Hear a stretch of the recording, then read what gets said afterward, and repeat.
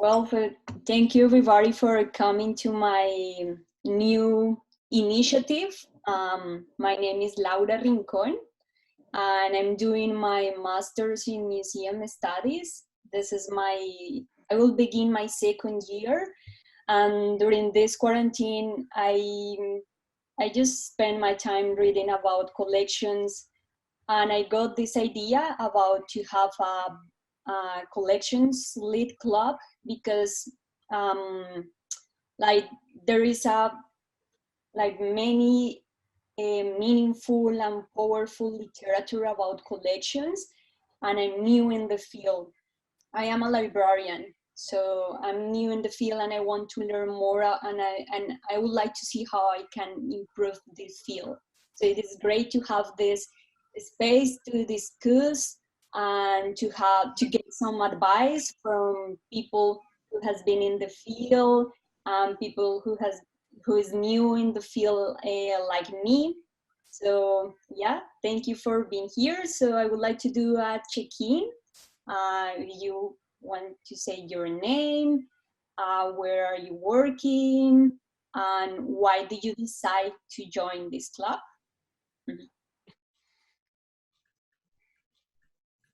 So we're gonna start. And our co-host, John Simmons. Okay, I'll start. Hi, my name's John Simmons. I am a independent museum consultant based in Pennsylvania, and formerly I was at the University of Kansas as a collections manager in the Natural History Museum. And I decided to join because Laura invited me to. I know Laura from Columbia. Okay, I'll go next. I'm Ilana Venemy. I'm at the Academy of Natural Sciences of Drexel University for almost 40 years now. And I've worked in a number of collections. My academic training is in invertebrate paleontology and museum studies, but I've worked in malacology, entomology, I've been in the botany department now for the last 13 or 14 years. Thank you, Elena. Christine, okay. Hello, I'm Christine Mazzallo. I am the former assistant collections manager from the La Brea Tar Pits, and I just received my master's in museum studies from Johns Hopkins. I'm currently not working in a museum because there's no jobs available, and this just sounded really interesting, so I thought I'd check it out. So nice to meet everyone. Nice to meet you. Christine, nice to meet I you. go next. I'm Julianne Snyder. I'm the managing director of the Earth and Mineral Sciences Museum and Art Gallery at Penn State. I've been in the museum biz for on and off for many, many years. My background is actually in fine arts, but I've always worked in science. And the Earth and Mineral Sciences Museum and Art Gallery is a combination of science, art, and technology that's of the extractive industries. But you're never too old to learn, and we're undergoing a complete renovation of our galleries. And this thought to be a perfect time to see what's going on in the rest of the museum world.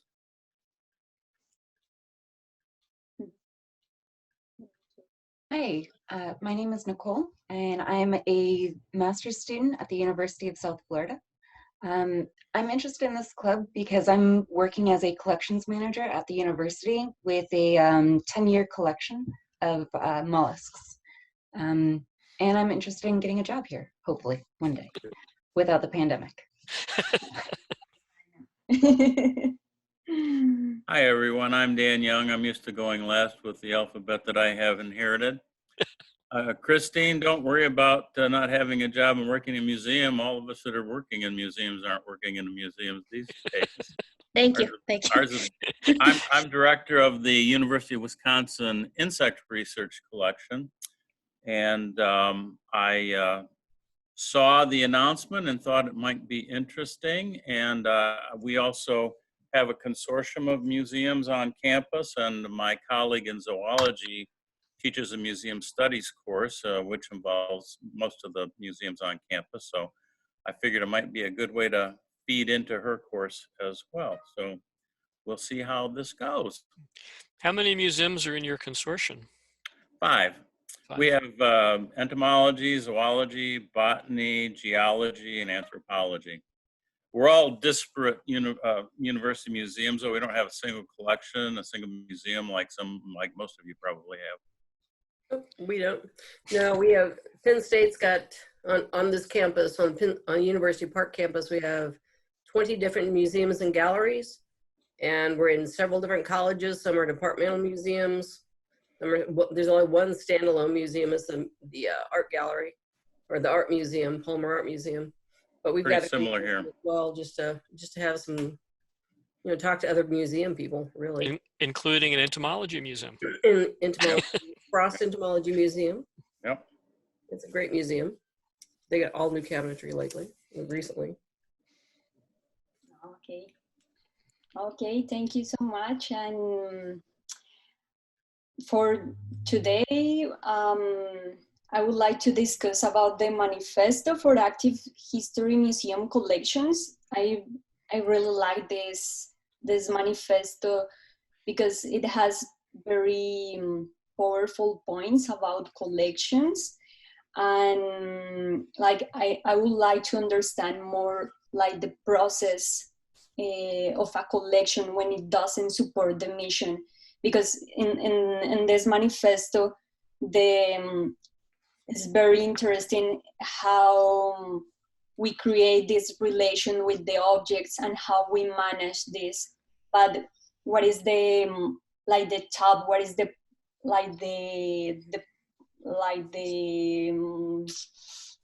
point? Yeah, like for example, or role as managers or role as professionals in a collection. Yeah, so maybe I would like to understand more about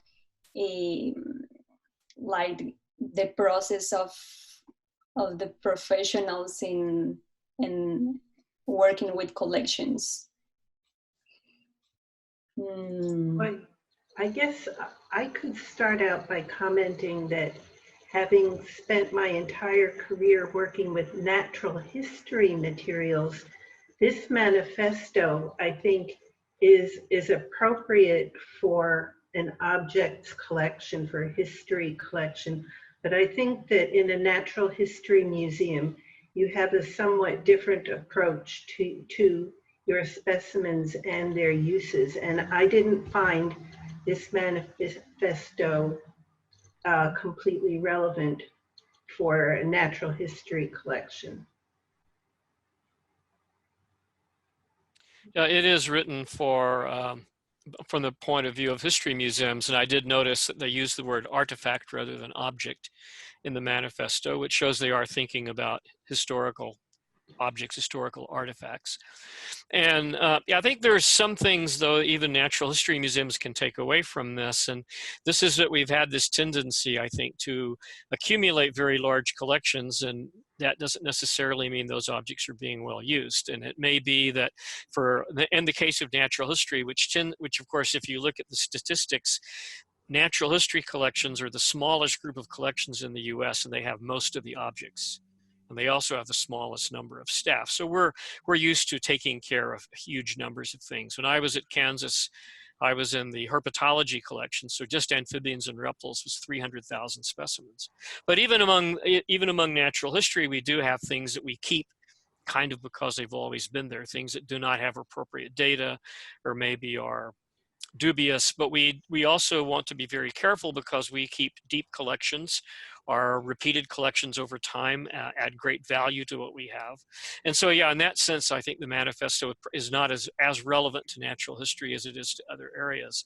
But we all have the problem of large collections accumulating without compensatory increases in budget and staff. And so we all have this problem, and we will have into the future on how are we going to properly take care of these collections and make them available for use. I had an experience 3 years ago. I was on a group that was brought into Smithsonian to look at the situation they had with the collections, just those on site in Washington, D.C. So we did not consider the collections out at Switland, Maryland in their sorting center, just the collections that they kept on their main campus in natural history. And it was obvious going through and talking to the collection staff and looking over the place, they can barely manage to keep up with the influx of new specimens. And they are not able, physically do not have the money or the staff to really properly take care of the collections, and they are not really handling the usage rate either. They're constantly behind on reprocessing loan material, returning, and things like that. So this is something we all have to look at and ask ourselves some tough questions about. Is it really appropriate to keep accumulating extremely large collections like that?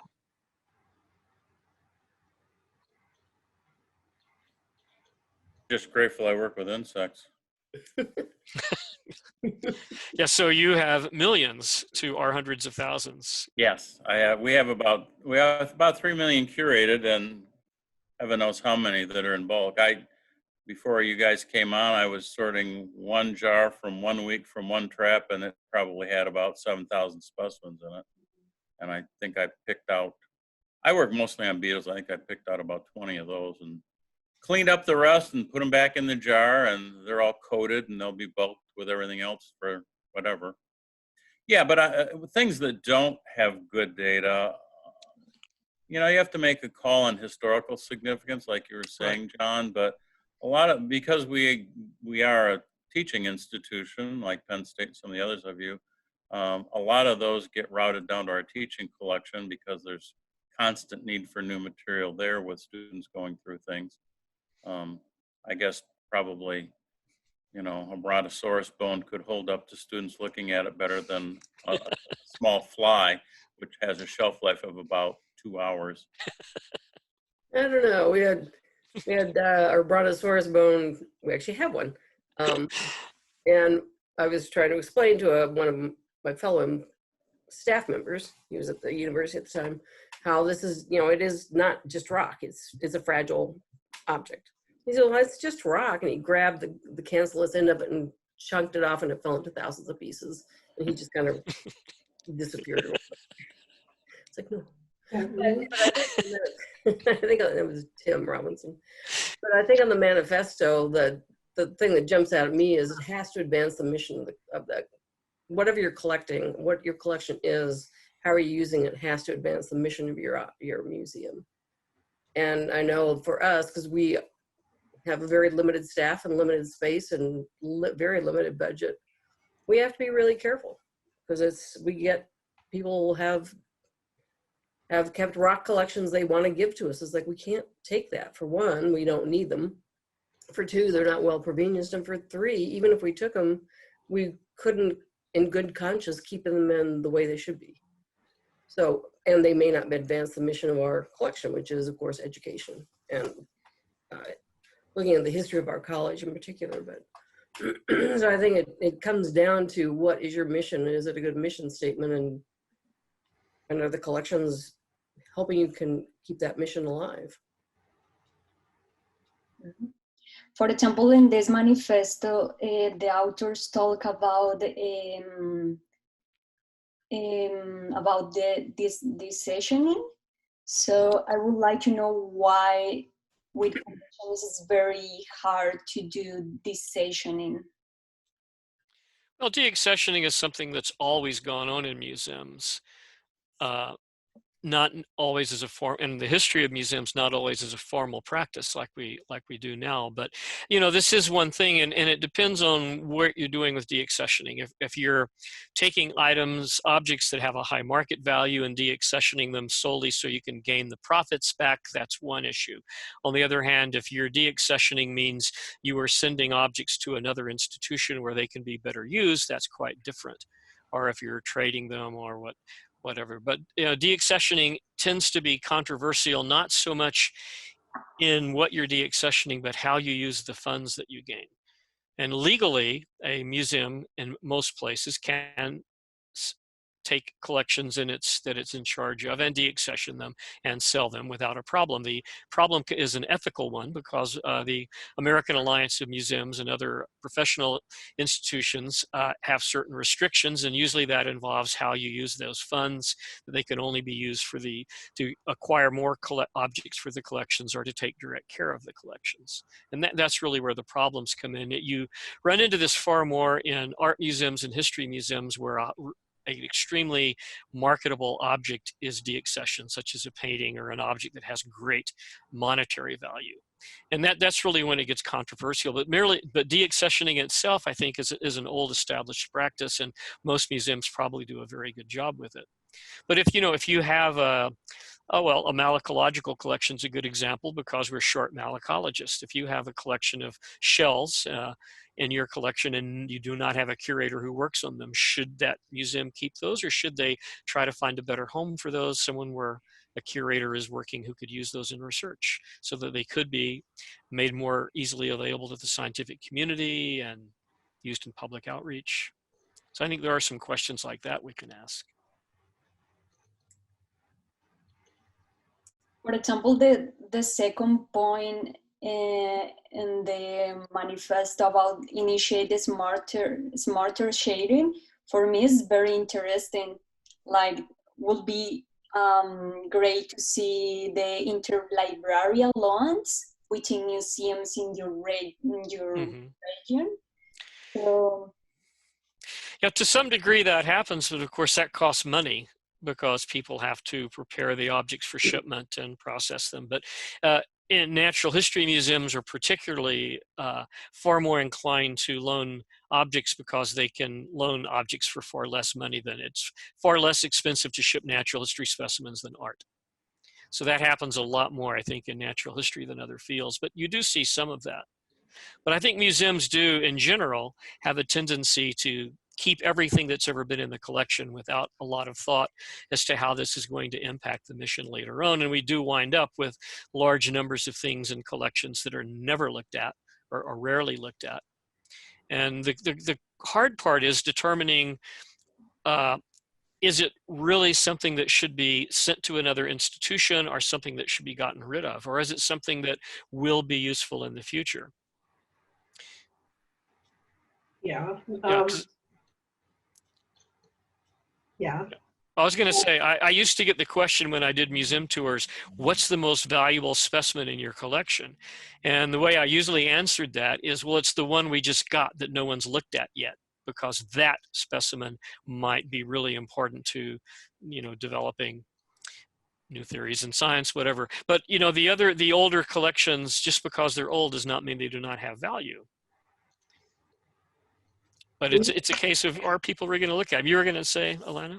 Well, in the decades, scores of years now that I've been at the Academy, it has happened more times than I can count that we get a new president and they do a new planning exercise. They rewrite the mission statement. So we don't know. It's hard to look at our collections now and know what will be relevant in the next iteration of mission statement and long range plan. And you'd hate to say, well, we haven't had a mammalogy curator in 80 years. Maybe we should get rid of the mammal collection.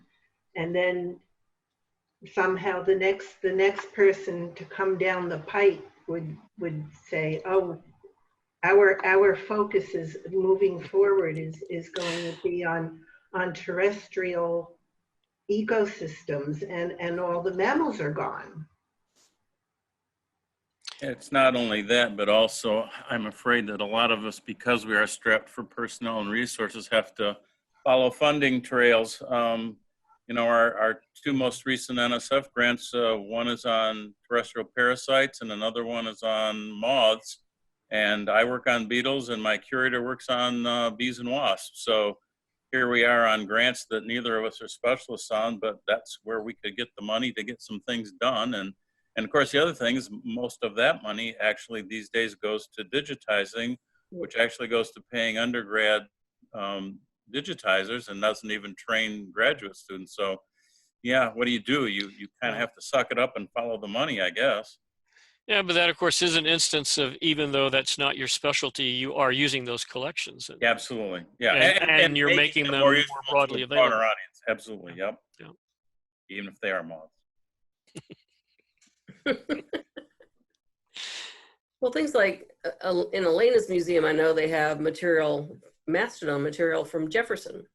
And that they may not have a mastodon specialist, but you would never give up Thomas Jefferson's mastodon material if you had it in your collection. So where do you draw that line? I think what you need to do is look at collection impacts and how much of your resources are expended taking care of certain kinds of collections. If you discover that you have large amounts of material that no one is looking at, that are possibly even no one's aware of because you've had them for years and you've never had a specialist in that area, and they're taking up a lot of space and take a lot of resources to maintain, people checking on them and making sure that you're engaging in pest control and keeping the environment. That means all of those resources going to that collection are not going to things that could be more usable to you. And in that case, maybe it's time to consider sending them to some other place. And I would make a strong argument for, when deaccessioning, your first concern should be trying to keep collections in the public trust, in another nonprofit institution, before they would go out to the general public. But we've all have limited resources. There's only so much that we can take in and take care of. And at some point, you are going to harm your mission if you just keep accumulating things that you don't use, or if you keep things around. So for instance, Alana might not want to get rid of her Jefferson mastodon bits. I would hope you wouldn't, at least. But might be other things other large fossils, for example, because those do take up a lot of resources, that would be better off in another institution. And this is the Smithsonian problem. They have a lot of very large, very nice specimens, but if they can't make them available readily and can't take good care of them, should they still be there, or should we be looking at farming those out to other institutions? Which they've actually even done already. They have done some. I remember a number of years ago, they sent their, what was the beetles that went to Nebraska? Was that? Scarabs. Yeah, scarab beetles, but that's a program that takes money to get set up. I think it's a great idea, but it didn't really impact largely in the collection. I don't think it was it was a great idea, but I don't think it was put into the kind of practice it should have been. The problem at the Smithsonian is it is literally easier for them to get money for a new museum or a new building than it is to get money for a new employee. Mm-hmm. And that is an absurdity, but that is the reality that they deal with, being a government institution, federal government institution. So they're kind of limited to the number of collections care people they can bring in. If they could bring in more people, they could probably do more with the resources and space they have, but they can't do that. So what about Christine and Nicole? What do you guys think? So I actually think that's an interesting problem. The collections that I work with are organized very differently than a traditional natural history collection. So I'm actually doing research on it, and we're just looking at gastropods from Florida's West Shelf. And so it's hard to think that we would run into those similar issues with space and having to get rid of things. Granted, I'm the one organizing everything, going, why are we on another cruise getting more material? This is too much. So how are they organized? You say differently. Yeah, so we organize it geographically, rather than, it's geographic first, then taxonomic, then taphonomic. And so instead of having, say, your fighting conch, Stromus alatus, in a single section, it would be on every shelf where the georeference tag says it should be on the shelf. So my concept of the way that we acquire things is very different, and is very interesting. I was trying to think about how to implement that into the conversation, but it's like apples and oranges at this point. Well, it's still your limited resources, and you know your collection arrangement ought to be a reflection of how the collection is used, or an arrangement that makes it most available for use. You shouldn't be arrange things just because some other museum arranges them that way. You know, it's. This is true. This is true. But so I feel like it allows you to do different types of research. Yeah. So rather than saying, I would like to study this single species, I can say, well, here's the diversity of a shelf. You now have access to any geographic spot if you so desire. So it can answer different questions. And I'm wondering if museums adopted additional ways to organize, if perhaps that would help accomplish or satisfy any of these problems that are currently going on. So if we're sending materials around because we don't want to hold on to it, what if we started aggregating based on geography? I don't know if that would work.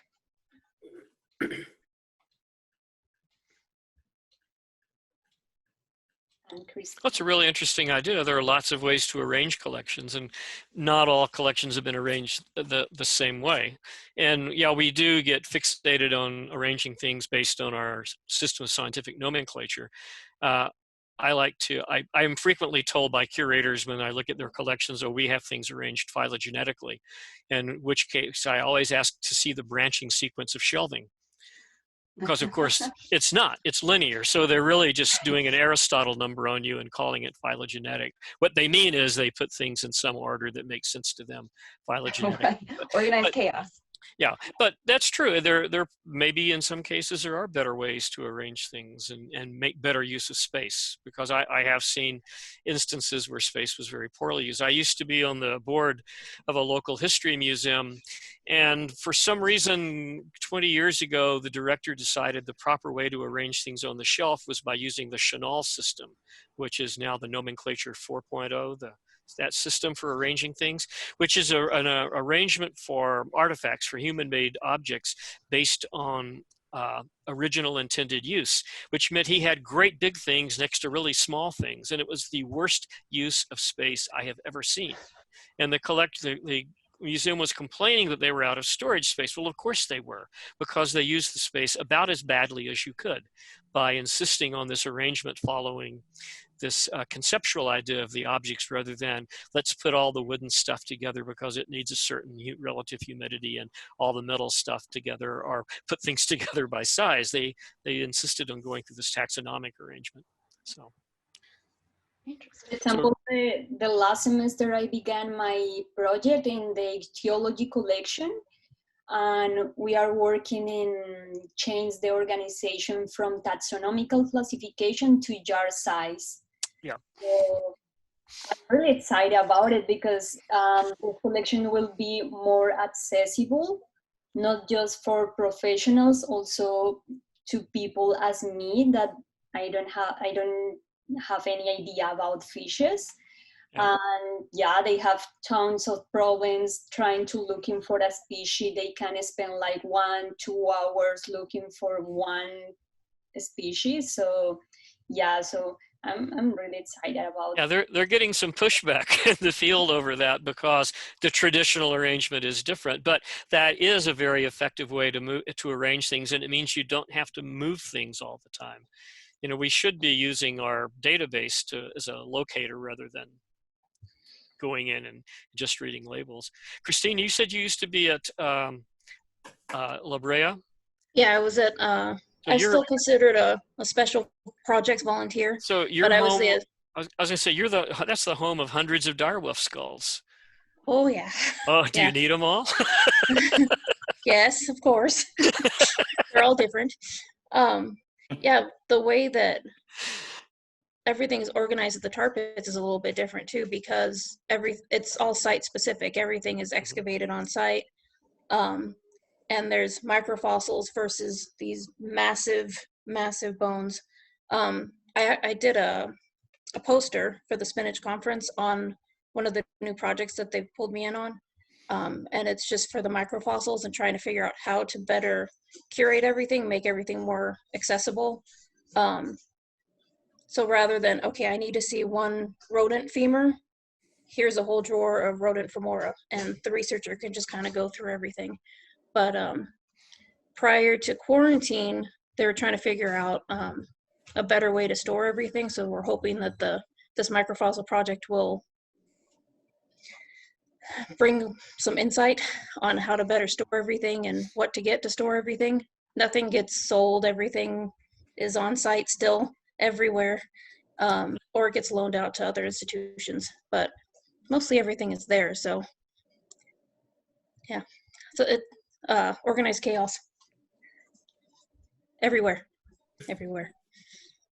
Yeah, we arrange ours a little differently than normal too, I would think, because one, our collections are diverse. We've got art, technology, and typical geology collections, but our space is such that we have one room we have climate control in, and the other spaces we have are controlled by the building's HVAC systems, and there's two different systems, so depending on which side of the building you're on, you'll have completely different HVAC setups in two rooms that we don't have control over.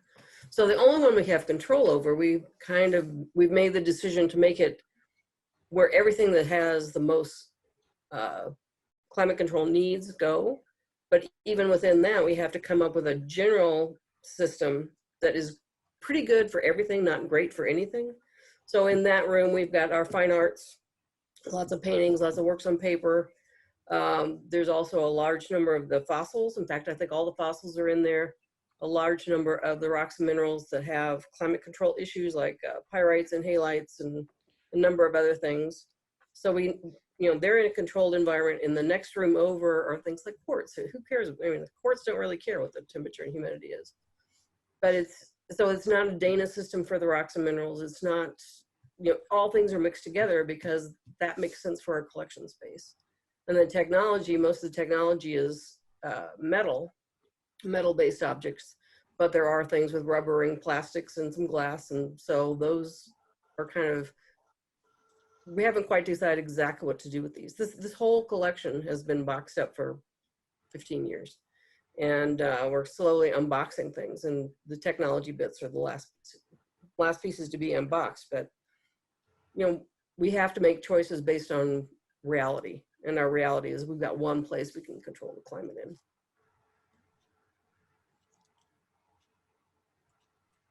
I would like to know, for example, how is the relation with the board members? I don't know how it works. We don't have any, fortunately. Whoops. Let me rephrase that. Well, we're in a kind of a different situation. The Academy was, for its first 200 plus years, a private freestanding institution, and about 7 or 8 years ago, we became part of Drexel University. But we're still kind of in a hybrid situation. We have our own board of directors, and the university has a board of directors, but we have our own institutional advancement department, and Drexel has its own institutional advancement department, but they have to, I think we're a little bit, I don't know, subservient to the university overall. If we wanted to have a fundraising campaign, we don't just go out and do it. We have to go to the university and coordinate with their fundraising priorities. And and as far as the scientific staff at the Academy goes, we have not in recent years had a very close connection with the Academy board members. In the past, it's been better.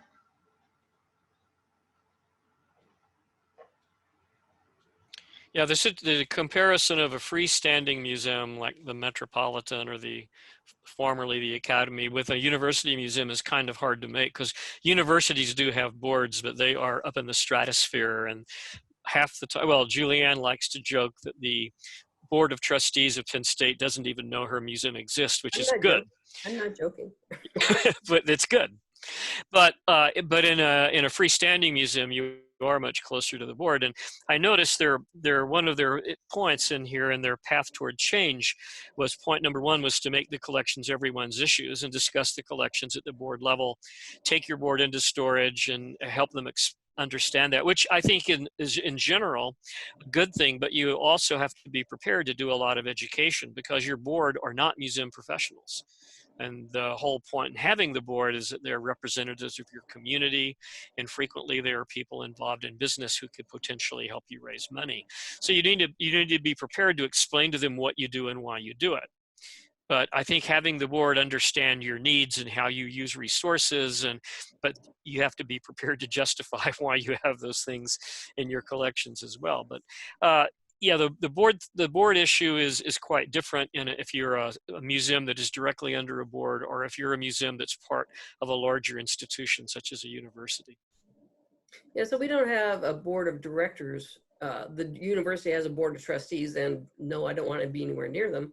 But I don't want them knowing that we have collections that they could potentially look at as assets they could sell. But we do have a board of advisors, and they're volunteers. It's all volunteer board. They're not paid like a corporate board would be, and it's made up of people from the college, people from the university, people from the town, and a couple of outsiders that are business people that have some relationship to the college. But they really are advisors, and their role is to be our champion. But it has taken years of educating the members of the board, and it changes, not every year, but it changes on a regular basis. But continual education of this is a museum, this is why we're here, this is what we're doing, this is what our mission is, and really getting them involved and making the decisions on mission statements and vision statements and collection management policies and all the core documents that you would need as a museum. We bring the board in on strategic planning, so they have some buy-in. They know what we're doing, and they can go to the dean and say, these folks need more money, or if they're talking to a donor or somebody. But it's they're really supposed to be our advocates, and we hope we've trained them for that. They can also slap us down if they want. Yeah, you're in an interesting situation, Alana. I'd always wondered what happened to your board when you became part of Drexel, whether they continued to be the board governing the academy, or what role they played. So that's nice to know that you were able to keep the board, but I do wonder what the relationship is between them and Drexel's board. That all happens at a level right. way beyond. Way beyond my level, yes. Yeah.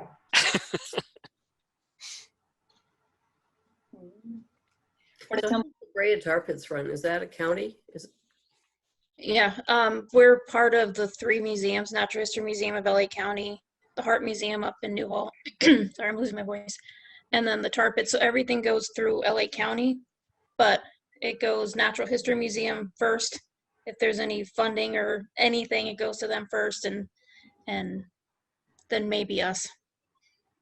But right now, nobody's getting anything. Right. Nobody's getting anything anywhere. Yeah, there was another interesting point in the manifesto that had caught my eye when I read it through this time. I had read this through before, and I met one of the people I know 2 of the people that were behind the organization of this, Trevor and Ely Wood. But on the second page, they talk about the fact that we believe the need to change the conversation from caring for artifacts to caring about people. And so this is one of those debates that has been kicked around in museum studies for years, or are museums about people or museums about the objects? And I think both of those are wrong. That museums are not about the people, and they're not about the objects either one. What museums are about is the object-people interaction, because what museums do that no other institution can do is we put objects and people together so that people can use those objects to understand the world around them. And I think when you start arguing about whether museums are about objects or about people, you lose that point of view. You lose that uniqueness that makes museums what they are. Because anyone can accumulate a lot of objects and anyone can hire a lot of people, but only museums can put the two together in a meaningful way. You know, it's only when we use our collections, when we, you know, do minute research with insects, or when we use big things to bring in the public and educate them. All of those are object-person interactions, and I think that's really what's at the heart of the museum. So I was kind of disappointed to see that question made it to the manifesto. I would like to talk to them about rephrasing that part of it. So I think you can lose the whole point in having your objects. And it's interesting that they did that because they also referred to the book, Neil McGregor's book, A History of the World in 100 Objects, which is a fabulous book. And it is a classic example of how objects are used to understand human history. And you know, the book begins with a hand axe from the Olduvai Gorge and ends with a credit card, as he goes through all these years, you know, 50,000 years of human history looking at objects. But in each case, the object is this physical thing that humans come in and touch and see and work with. And that's what really makes the book work. And so I was kind of disappointed to see that they were able to see that with the book, and then they turn around and bring up is it about objects or people? No, that's all wrong. It's about that interaction. But that's just my view. I'm willing to listen to other dissent. It's pretty ingrained into me because I've been, and like some of you as well, associated with the Land Grant University. And of course, we've grown up with the mission of being teaching, research, and outreach. So, John, it's automatic to us. It's built into our DNA. We think of nothing other than, you know, the collection, you know, feeds into the teaching, which feeds into the outreach, which feeds back into the research and the collect. I mean, it's not a foreign thing to us at all. Yeah, theoretically, it's not for us either. But a lot of the education within our college over the last, it's 125 years old as of next year, started off being object-based, and now it's far removed from object-based. So even though the entry-level geology classes in particular use a lot of use a lot of hand specimens, there's not as much research being done with real rocks and ore and cores and things that are in the museum. So we're struggling with, what are we doing with these, you know, because they should be used as educational pieces. And we have a hard time with some people within the college justifying why we're keeping anything. Yeah. There's also the view from which you look at the museum. And if you look at, for instance, the American Alliance of Museums, they tend to take what I call an outside to the inside view. They kind of see the museum as a building, and they walk through the front doors, and there's all the exhibits and all the educational stuff going on. And that's their view of a museum. And oh yeah, there's collections in the back somewhere. The stuff they hang on the wall, that's interesting. But they do very, very little with collections. Now, historically, they have done a lot, but the last 20, 30 years, their emphasis has all been on the front end of the museum. And then you also find, of course, museums that are purely research that really don't want people in the building, that are their interest is we use public funds to build up these massive collections, which very few people ever get to look at and work with. And I think both of those are errors that we need to be looking for something in between. But I think a lot of that statement about people and objects comes from that point of view. If you look at museum staffing, overwhelmingly in the last 20 or 30 years, the staffing increase has been administrative and front end. And there's been very little increase in staffing in objects. Just a day or two ago, someone posted on the natural history group list a bunch of articles that you can download for free from Bioscience that all had to do with the future of natural history collections. So it's a very interesting series of articles, and they all have to do with new uses for natural history collections and digitization and all of these nice things. One article makes a passing reference to caring for the collection, and that's it. There's no emphasis on who's going to take care of these collections. It's all, how are we going to use them? Well, you can't use them if you don't take care of them, and that means organizing them and getting a storage environment and getting good materials and keeping everything in order. That is always neglected. I have never seen a big digitization grant that included any money for collections care. It gives you money to bring the collections out of storage, digitize them, and then maybe put them back. That's it. No new cabinets, no new materials, no new processing, just digitization. And, you know, that's, where is that money supposed to come from? You know, the idea behind National Science Foundation in the United States was that National Science Foundation would fund cutting edge research, new research to stimulate other research to take place, and the universities would then maintain the labs and the collections and the things that supported the research. But of course, over the years, the university support has eroded away, particularly in land grant institutions. The state contributions and almost across the board are down below 20% of operating expenses for universities. So that support is gone and it hasn't been replaced by anything. So that's what I worry about, is what will happen to these collections in the future, particularly as they get older and larger and need a lot of care. So when I see a endeavor such as the one Laura's working on with the fish collection, where they're going to rearrange the collection storage by container size, which might sound crazy, but it makes a lot of sense in terms of energy use, because the only resources we have are time and money. And if you're going to shorten the search time to find specimens and make the collection more usable, that's a good thing. And so when I see endeavors like that, I'm all for it. I think it's very interesting, but we don't see enough of that going on. We need to be thinking in those terms of how are we going to better take care of these collections, because we're certainly not going to be getting any big increases in funding. And we're not going to be getting any big increases in staff. So we have to find ways to get more done with less, unfortunately. But that's kind of what I worry about. And in that sense, the manifesto is good because it does address the fact that collections should be meeting our mission and we should be using them. But yeah, I agree with Dan that there's not a lot of, and Alana, that there's not a lot of direct relevance between the manifesto to natural history specifically. But there are a lot of points where I think we can find things in common there. I think too, what may be driving some of that thought that you mentioned, John, about the museum being this place you go into and look at exhibits, and somewhere behind it, there's research material, was really brought home to me a number of years ago when I was at the Naturalist Museum in London, and they had, administrators had sort of made that the edict. And I know when I wanted to visit with one of the staff there, because she had just described a new species that I was interested in, and I said, well, where, I want to talk to Edith. Where's Edith? She's down taking admission tickets now. She's not on the beetle floor anymore. She's not one of our research staff anymore. And shortly after that, she left, and she and her husband run a pub now. Yeah, no, they did a lot of redundancies with research staff when they did that.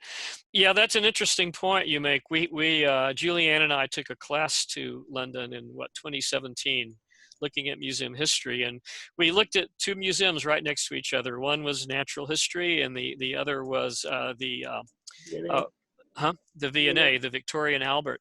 Oh, yeah. And you know, we actually got so bored in natural history that we went back over to the V&A. It was a far more interesting museum, but it was also, those collections were presented in a really intriguing way. And you could see the fact that the staff did research on these collections. It was reflected in the publications in the gift shop. I mean, it was everywhere. It was in the in-depth labels, and natural history seemed to be kind of turning into a theme park. It was very disappointing because, you know, the collections there are wonderful, but you wouldn't know it walking through. And the new dinosaur. But that wasn't a staff decision either. No, that was no. Way up the line. It was administrative.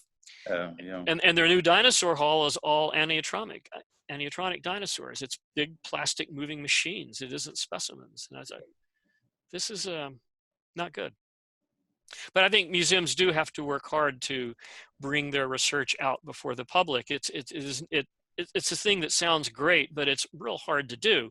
But if you can get your scientific staff or your curatorial staff involved in explaining what they do with the objects, no matter what kind of museum it is, art museum, natural history, and get that research out there, I think it's a lot more meaningful to the public, and it makes people understand why you need the resources to maintain the collection. And we don't do that enough in general. So Dan, is there an exhibit component to the Insect Museum in Wisconsin? Not really. I mean, there are a couple displays in the hallway, and there's a new length of the hallway mural that's being put together by one of my students that happens to be a really good artist. But no, we really don't have much of anything in the way of space or ability to do public displays. Mhm. I mean, we do tours, but it's limited and it's into the research area, and we talk about that interface between, you know, research and teaching and outreach when we do that. Or we'll bring some of our oh my stuff down to one of the teaching labs and open it up. We, you know, everybody does these dog and pony shows.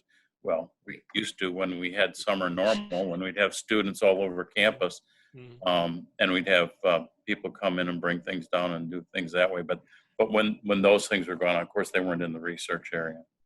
Yep. But those are all really good ways to get people and objects to interact. I mean, those are absolutely. Those are terrific ideas.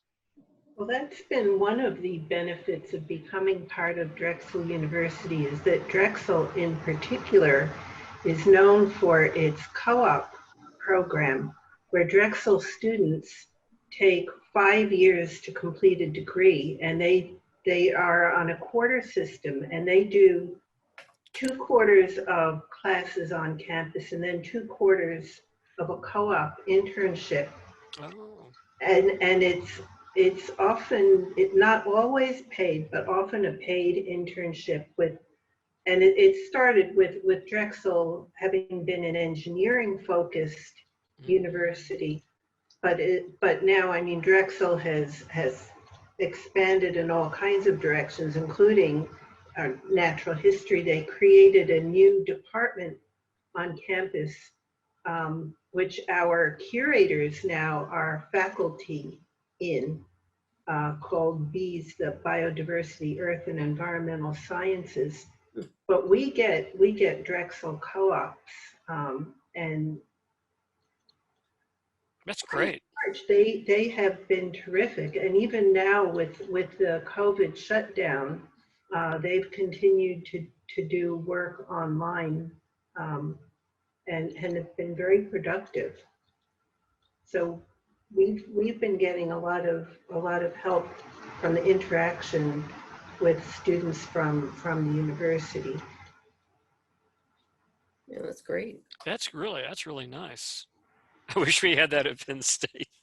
Yeah, so some things are normal and people aren't shut out. Our exhibit galleries, we have 2, well, we're gonna have 1 exhibit gallery. It's being remodeled right now.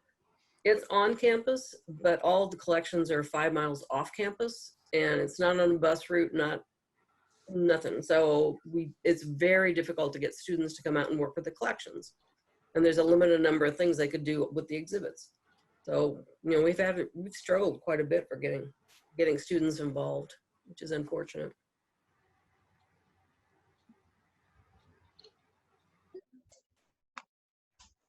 I don't know if any of you have heard what we have been doing, the citizen science project at the tar pits, where we send microfossil sorting kits out to some schools in LAUSD. The teachers have to come in for a workshop, and then we loan out, depending on their class size, we loan out the microfossil sorting kits. So it's a bag of microfossils, these little magnifying lenses, paintbrushes for them to move everything around, sorting sheets, comment cards and everything. And we loan those out during the spring, and each school is allowed to have them for about a month, and then they send them back. And the first year, the pilot year, the fossil lab volunteers went through it to check for accuracy. And we were going through the comment cards, and these students were just so excited to, you know, be little paleontologists for the month. And I think would have that's so great. loved that Yeah. as a kid. I would have Yeah, loved that as a kid. Yeah. Well, now it's hold. Everything's on hold. But I think it's been a great project. The kids really liked it. And each year we were able to see how to make it better the next year and get it out to more schools. That's great. Yeah. Very interactive. They're sorting it down to genus, species, or what are they looking No, for? it's just kind of like separate plant material from bone. We one of the volunteers made a comic. She's now a NASA illustrator. So she made a comic, and it was like the life of the mouse from you know, beginning to the end in the tar pits, and how, yeah. So it was called something about the tar pits death trap. So the kids could read that, and then they have all these different examples, and they look through their little microscopic lens, and yeah, it was plant material, bones, insects, fish bones if they could find it, freshwater shells. Yeah, so Great. it's good to get them to kind of differentiate between everything. Yeah. Yeah, it's a good program. And So we're working on a paper for it now. Little kids have really good eyes, and they're good. Yeah, yeah. Other point that the authors describe here is for example, the tree point is very interesting because it talks about a triage system. So I guess that will be very interesting to see how we can apply maybe a triage system into a policy. So, particularly for allocating resources, because, ideally we would like to take care of all of the objects in our collections at the same level, but practically we can't do that. And I like their triage idea quite a bit, because that really helps you define the parts of your collection that are more or less valuable. The only proviso I would add to that is that there's, like any other policy, that should be reviewed every 5 or 10 years to make sure that something can get overlooked and triaged to the wrong level when it actually is important. But yeah. For example, with natural history museums, and the collection is all the time acquiring species, or I don't know how it's in. It varies. It depends on how active a particular department is, whether they have a curator, collection manager, people who are out in the field. We have some collections that are actively growing, and we have some that have been virtually static for decades. Yeah, but that doesn't mean of course they're not valuable. No, not at all. A few years ago, I was contacted by a guy who was writing a book on what he was interested in was specimens that had been lost in collections. And I think that's what he finally called the book. And I had this big discussion with him. I said, that's really not fair to say lost in the museum, because it is rare that these things are lost. The reason they get used 30 or 40 years later is because you know where they are. They just weren't used yet because we didn't have enough information. And he insisted, no, it has to be. And so I used the example that in 1972 in January, I went into the Cordillera Condor of Ecuador. So we were the first scientific group to ever go in and collect there. And we were there just a few weeks, and I came out with at least I knew at the time 5 new species of frogs. Well, one got published last year, and it's now up to 12 species.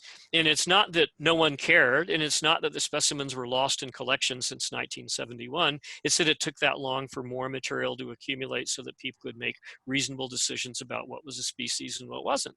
And that's science, and science progresses in many cases very slowly. So I really objected to that whole idea of lost in the museum, but I think all of us can point to those instances where we had a specimen in our collection that was in the collection for decades, and then suddenly became useful and valuable.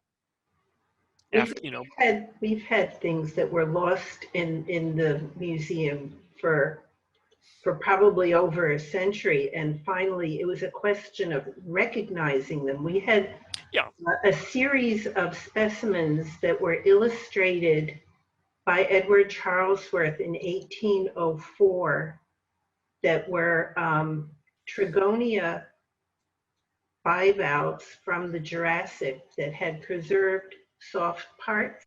Mm-hmm. And there was this plate that had been published and circulated, and the Academy acquired the collection that these specimens were in. So we were supposed to have them, but it was probably 100 years that they went, or more, that they went unrecognized, and then we worked through the invertebrate paleontology collection and recognized, oh my goodness, these are the specimens that were figured in the London Geological Journal that everyone's been asking about, and here they are. Yeah. Well, sometimes, yeah, and sometimes things really are lost in the collection, but and to me, lost implies neglected, and we didn't know where they were, rather than we didn't know what they were. Well, we didn't know where they were. The collection Yeah. had been Well, moved. that is genuinely lost then, but you know, my objection to the book was he was taking anything where a specimen had been collected and not used for years as being lost, and that was my objection. Was no, people actually work really hard to make sure those things aren't lost. They just don't happen to know the significance of them yet, and that to me was the difference. But yeah, that's a great story though. 100 years is, Well, probably but more. the point is somebody did figure it out. Yes. Probably in the early 1990s, but we had been getting inquiries about the whereabouts of those specimens for a long time. And probably the collection came to the Academy in the 1840s. And, you know, things moved around to different parts of the building, or actually, well, from building to building, the buildings we're currently in, we didn't occupy until the 1860s. Mm-hmm. So, I mean, there was a lot of moving around.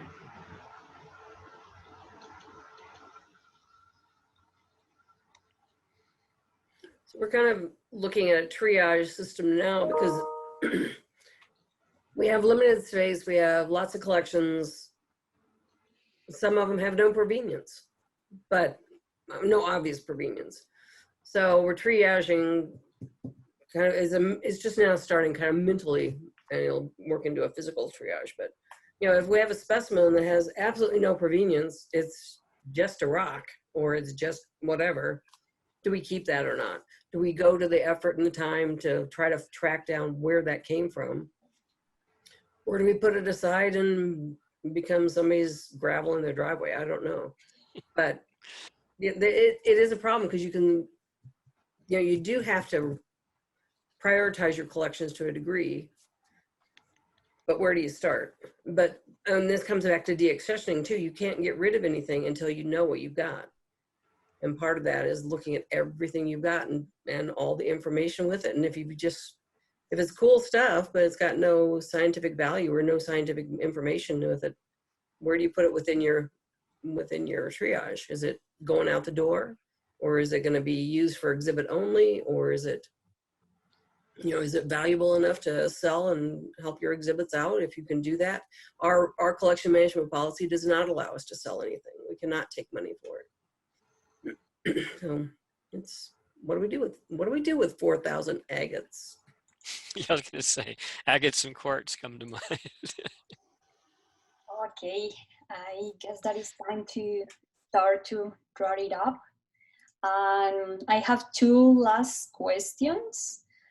And the first one is that nowadays, what kind of actions or roles might be taken by a volunteer, intern, and emerging professional to start up those changes announced in the manifesto? So start out trying to initiate the kinds of change in the manifesto. If you're starting out in life, an intern, I think getting a broad understanding of the collections and how they work, and seeing, you know, trying to get a long-term picture.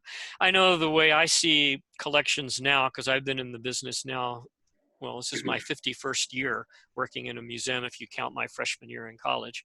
The way I look at collections now is not the same as when I looked at them when I was 18 and got that first job in the lab. And they're still as exciting and interesting to me as they were when I was 18, but I tend to see them now much more in a historical perspective and see long-term use and see all the changes that happen and how collections, we keep evolving new ways to use them. So I would say try your best to read the literature, try to develop a big picture view of what goes on before you start trying to make decisions about individual things. Anybody else? I think another good way to at least get an intern or an emerging professional or a student interested is let them start looking through the collections and just finding cool, what they, to their mind, is really cool stuff. And then have them do the research and find out what it is. And, you know, have them, if you can post it somewhere and have them, this is really cool because I like the color of it, but then I found out all this other information. I think that's a good way to kind of get people started thinking more about objects in general, but also that it's not just a pretty thing. You know, it's not just a really cool looking thing with spiky bits coming off of it. It's got all this significance, or it came out of this industry, or it, you know, it's got this historic value, whatever the value is of that object within that collection. If you start looking at all the collection, the huge, gigantic amount of material, I think it's kind of overwhelming. If you can, if you can find something that just really strikes your fancy and go, oh, let's get started there, then it's much more easy to go off on all sorts of tangents into other bits of the collection. I mentioned early on our museum studies course that's offered through zoology, but it reaches out to the other collections. And I think it's like a 2-credit course, but you can add a 3rd credit to actually do an internship in one of the collections. That's one way we involve. Of course, being at the university, we can actually offer independent study, independent research. And every semester we have probably at least 2 or 3 students doing research projects. Plus, I'm fortunate enough to be able to teach an advanced taxonomy series. And for that one, these are students that are usually juniors, seniors, or grad students that already have a fairly good dexterity and ability to understand what collections are. And I have a component of the course that actually is built right into working in the collection. So those are some of the ways that we're able to do it here.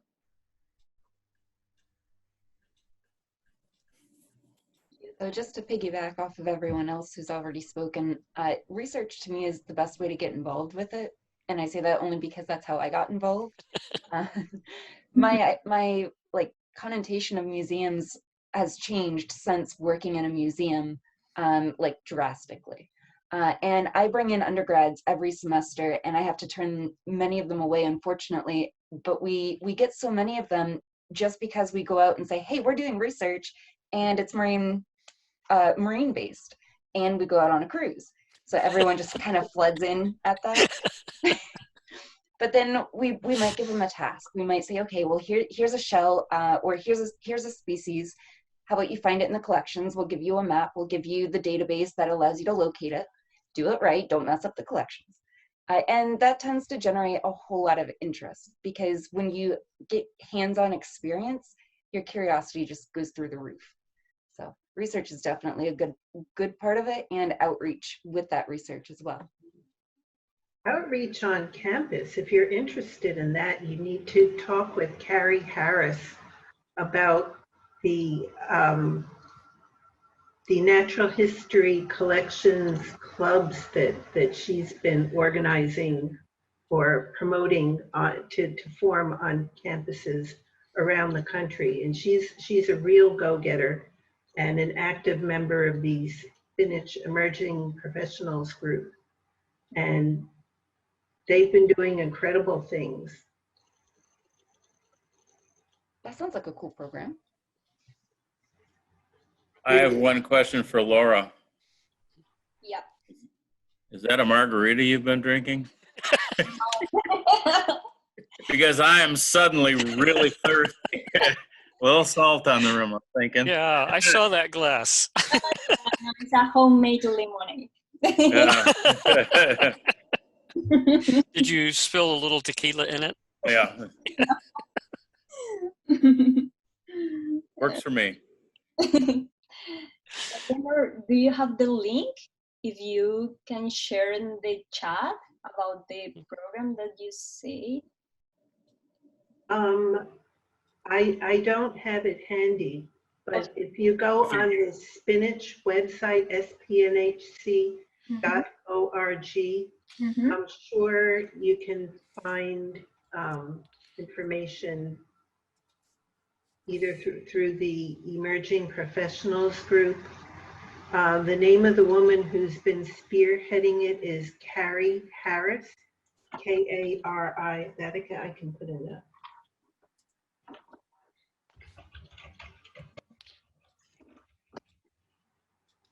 Okay, and I guess that my last question is, what would you like to say to the emerging professionals? Any advice to the new and old generations, and maybe that have been working in the field, and what things you have seen and you don't like it about the old and the new people who is working in collections, and that things that don't like to see in the people who has been in the field. So yeah. Anyone? I tell new people, have fun. Yes. That museums are the best place in the world to work, and take advantage of it. Learn all you can, learn all the different things you can do, because it opens up all kinds of unexpected opportunities to do really, really interesting things. Your friends might make more money than you do, but you'll have a lot more fun. I just say ask questions. Ask questions to anybody Yeah. that will answer you. Yeah. Anyone. Explore within the collection. Yeah. And I started off life of my in the museum as a fossil preparator, a vertebrate fossil preparator. And I would say if you're going to be a paleontologist, do field work in the lab first. Do not go out to the field without and jack that stuff up and break things. Yeah, you learn so much more in the lab. Actually, having those fossils in your hand, you get to clean it and you just learn so much more. Yes. Yeah, and you understand better Yeah. field work than you ever will by just walking out into the field. Yeah.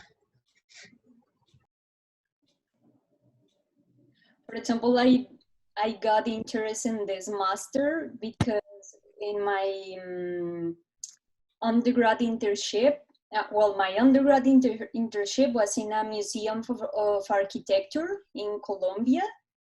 And this is the way how I got involucrated with collections. But at the beginning of my master's, I was like I didn't like museums at all.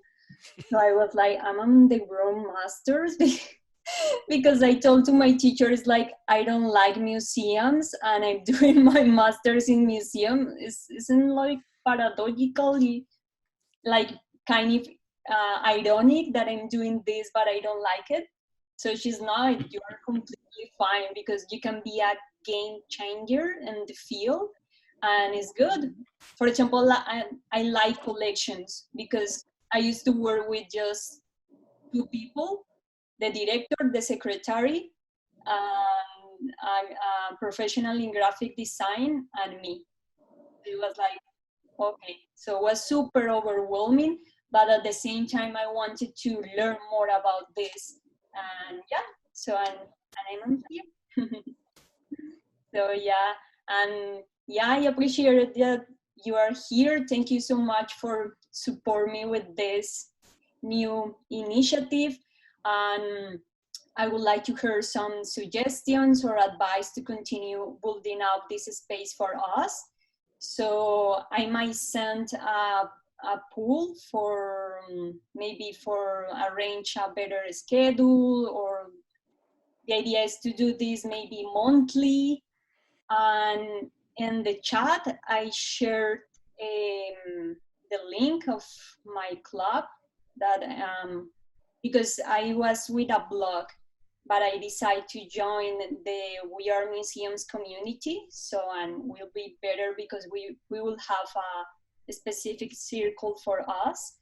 And yeah, so I might send the next meetup for this circle by We Are Museums. And yeah, and if you have some suggestions for the next meetup about the reading, you can send me an email. All the information is in my in this circle that I'm still working on, but I will submit all my personal information. And the next article will be a Clean House to Survive. Museums confront their crowded basement. And this is an article written by Robin Pogrebin in 2019. So yeah, thank you so much for participating, and I hope that you continue participating and enjoying this.